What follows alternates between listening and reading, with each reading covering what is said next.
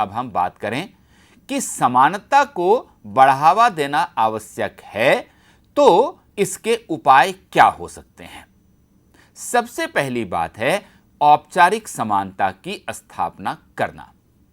समानता लाने की दिशा में पहला कदम असमानता और विशेषाधिकार की औपचारिक व्यवस्था को समाप्त करना होगा। दुनिया भर में सामाजिक, आर्थिक और राजनीतिक समानताओं को कुछ रीति रिवाजों और कानूनी व्यवस्थाओं से संरक्षित रखा गया है।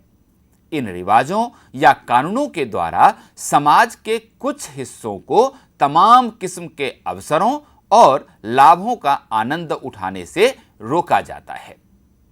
बहुत सारे देशों में गरीब लोगों को मताधिकार से पहले वंचित रखा जाता था। महिलाओं को बहुत सारे व्यवसाय और गतिविधियों में भाग लेने की इजाजत नहीं होती थी। अगर हम भारत की बात करें तो हमारे देश में जाति व्यवस्था निचली जातियों को शारीरिक श्रम के अलावा कुछ भी काम करने से रोकती थी। समानता की प्राप्ति के लिए यह जरूरी है कि सभी तरह के निषेध या विशेषाधिकारों का अंत किया जाए, क्योंकि ऐसी बहुत सी व्यवस्थाओं को कानून का समर्थन प्राप्त होता है। इसलिए यह जरूरी होगा कि सरकार और कानून असमानता की व्यवस्थाओं को संरक्षण देना बंद करें। भारतीय संविधान ने भी यही किया है। हमारा संविधान धर्म, नस्ल, जाति, लिंग या जन्म स्थान के आधार पर भेदभाव का पूर्ण निषेध करता है। ऐसे ही भारत में छुआछूत की प्रथा का भी पूर्ण रूपेण उन्मूलन कर दिया गया है। अधिकतर आधुनिक संविधान और लोकतांत्रिक सरकारें औपचारिक रूप से समानता के सिद्धांत को स्वीकार कर चुकी हैं और इस सिद्धांत को जाति, धर्म या लिंग पर ध्यान दिए बिना सभी नागरिकों को कानून के एक समान बर्ताव के रूप में समाहित किया गया है। अब एक गतिविधि करते हैं। आप इस छवि को देख रहे हैं, इसको ध्यान से देखिए और अलग अलग तरह की शारीरिक विकलांगता के शिकार छात्रों को अन्य छात्रों की भांति सीखने के लिए आवश्यक सुविधाओं की एक सूची बनाइए। यह भी पता लगाइए कि आपके विद्यालय में इनमें से कौन कौन सी सुविधाएं उपलब्ध हैं। इस कार्टून को बड़े ध्यान से देखिए। यहां आपको पीछे एक पेड़ दिख रहा है और सामने एक लाइन में मछली है, ईल है, एक पक्षी है, हाथी है, बंदर भी है, खरगोश भी है। और इन सबका शिक्षक क्या कह रहा है? बिल्कुल साफ सुथरे चयन को सुनिश्चित करने के लिए आप सबको एक जैसा टेस्ट देना होगा। आप सबको उस पेड़ पर चढ़कर दिखाना है। अब सोचिए, क्या यह संभव है? नहीं। तो क्या समानता का अर्थ यही या कुछ और? आइए समझते हैं। समानता को विभेदक बर्ताव द्वारा भी खत्म किया जा सकता है। समानता के सिद्धांत को यथार्थ में बदलने के लिए औपचारिक समानता या कानून के समक्ष समानता आवश्यक तो है, लेकिन पर्याप्त नहीं है। कभी कभी यह सुनिश्चित करने के लिए कि लोग समान अधिकारों का उपयोग कर सकें, उनसे अलग अलग बर्ताव करना आवश्यक हो जाता है। इस उद्देश्य से लोगों के बीच कुछ अंतरों को ध्यान में रखना होगा।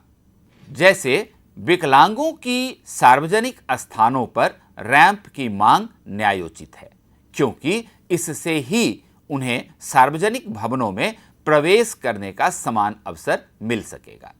उसी तरह से रात में कॉल सेंटर में काम करने वाली महिलाओं को कॉल सेंटर आते जाते समय विशेष सुरक्षा की जरूरत हो सकती है। इससे उनके काम के समान अधिकार की रक्षा हो सकेगी। दूसरा एक महत्वपूर्ण तरीका जो है वह सकारात्मक कार्यवाही का है। सकारात्मक कार्यवाही इस विचार पर आधारित है कि कानून द्वारा औपचारिक समानता स्थापित कर देना पर्याप्त नहीं है।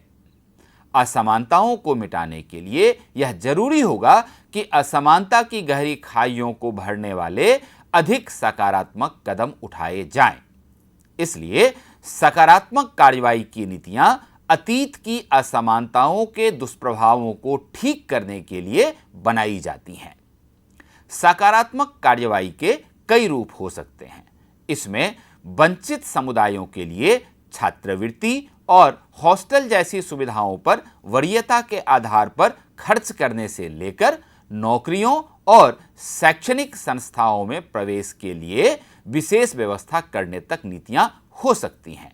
जैसे भारत में अनुसूचित जाति, जनजाति और अन्य पिछड़ी जातियों के लिए आरक्षण देने की नीति अपनाई गई है।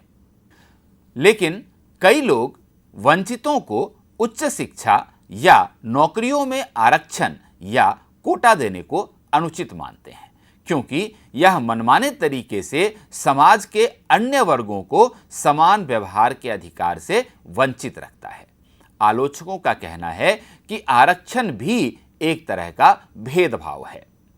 समानता की मांग यह है कि सब लोगों से बिल्कुल एक तरह से व्यवहार हो।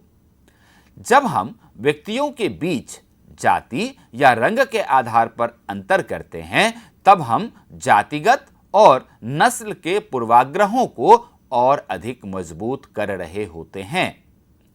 जब हम समानता के मुद्दे पर सोचते हैं और यह जांचते हैं कि एक खास स्थिति में विशेष बर्ताव जरूरी है या नहीं, तो हमें लगातार स्वयं से ही पूछने की जरूरत है कि क्या विशेष बर्ताव यह सुनिश्चित करने के लिए आवश्यक है कि एक समूह समान अधिकारों का उसी प्रकार लाभ उठा सके जैसा कि शेष समाज। हालांकि यह सावधानी हमेशा बरतनी चाहिए कि विशेष बर्ताव वर्चस्व या शोषण की नई संरचनाओं को जन्म न दे। विशेष बर्ताव का उद्देश्य और औचित्य एक न्यायपरक और समतामूलक समाज को बढ़ावा देने के माध्यम के अलावा कुछ और नहीं है।